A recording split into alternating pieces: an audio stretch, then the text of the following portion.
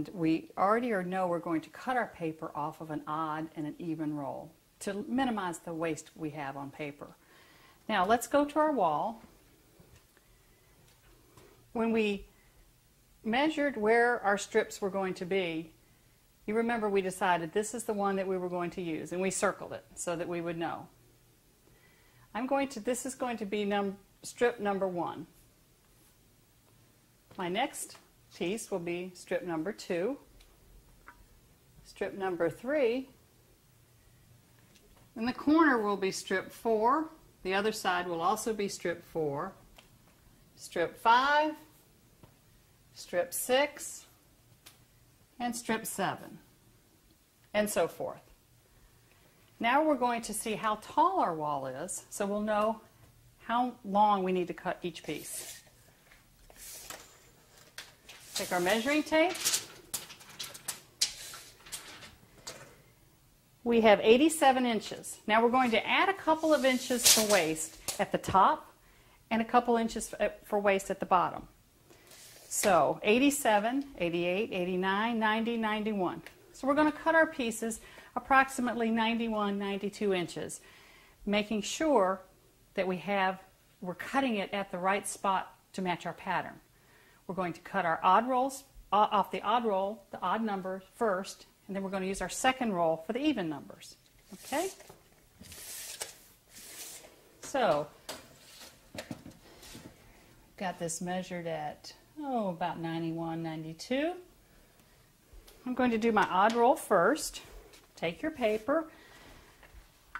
We know that I want to have this flower design at the top. So I'm going to measure this out, and I'm going to put on the back, I'm going to put an O.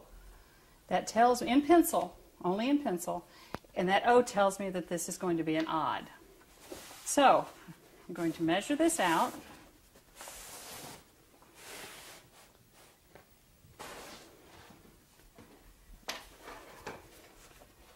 And I'm going to cut straight across at the end of my tape.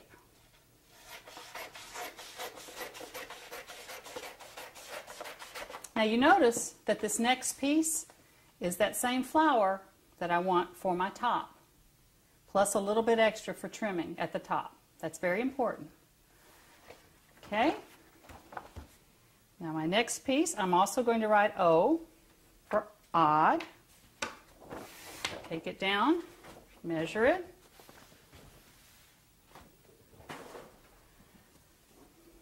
Go to the end of the tape. Now there again is my flower that I want for my top on my next piece. So I'm going to cut to give myself a little bit of waste at the top that we're going to use to trim.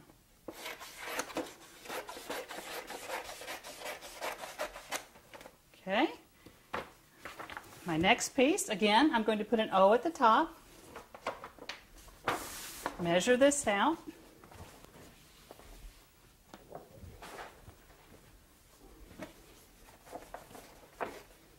Notice again the flower, always being consistent. You're going to cut on this side of it because this is going to be the top of your next piece.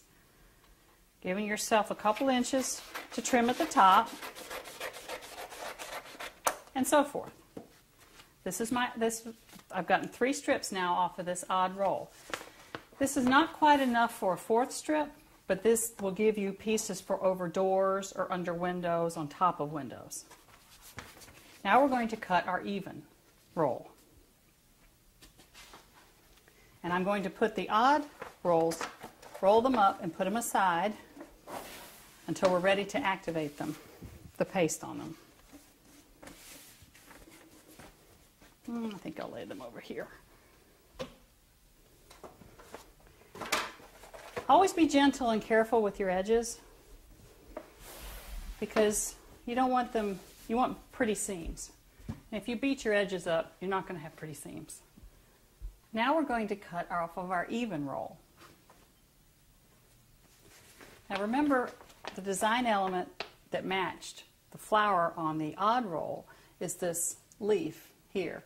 So this will give me enough here to cut at the top for waist.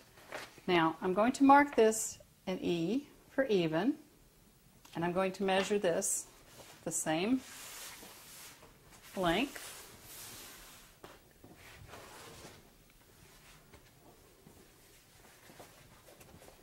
Now you notice here's that leaf again. I'm going to cut across again around the top, just giving it enough to trim. For my next piece, I'm going to mark it with an E. And again, I will use this. Cut another piece.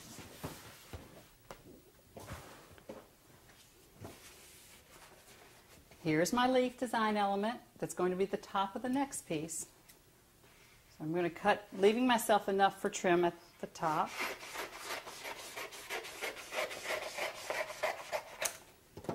And then my third piece I will cut in exactly the same way.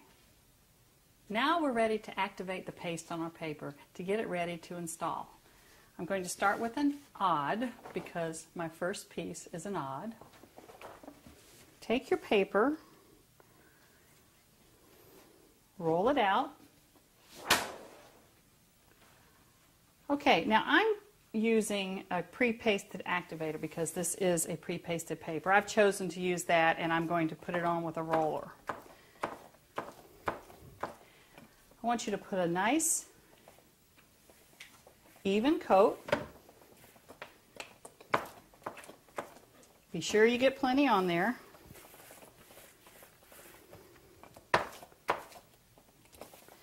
Be sure you get it all the way to the edges. Roll it all the way down like so.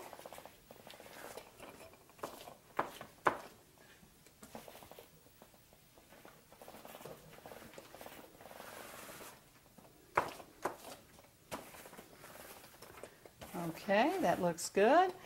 Now I'm going to take this and gently fold it over, edge to edge.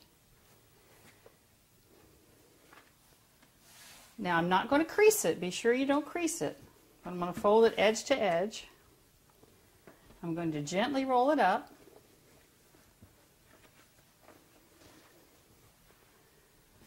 I'm going to wipe my edges. I like a clean workspace. The less paste you get on the front of your paper, the less you're going to be washing off later. Turn it around. Activate the back side, the bottom end.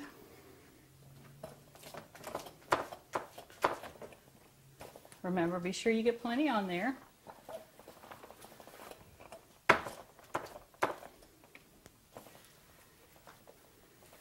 Edge to edge. I personally find this is a lot less messy than using a water box. And this is why I like this application method. Okay, now I have a nice coat on there.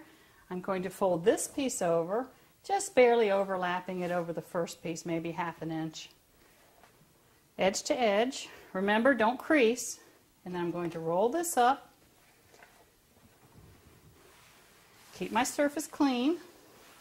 Now, I'm going to put this in a plain plastic bag. You can use a trash bag, whatever you'd like to use. Now, why, you ask, am I doing this? This keeps it moist for booking. I'm going to put it in there gently, along with a nice cloth that's damp, been wrung out, and I'm going to close it up. Now I'm going to let that book for the amount of time that the manufacturer suggests on the instructions that came with the roll. Now, what do I mean by booking?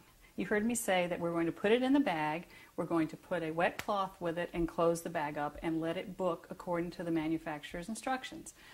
Booking merely means we are letting the paste activator or the water or whatever method you used, we're letting that activate the paste and we're letting the paper contract and expand as it will. We'd rather have it contract and or expand in the bag than we would on the wall. If you took it directly to the wall, you would have a lot of problems.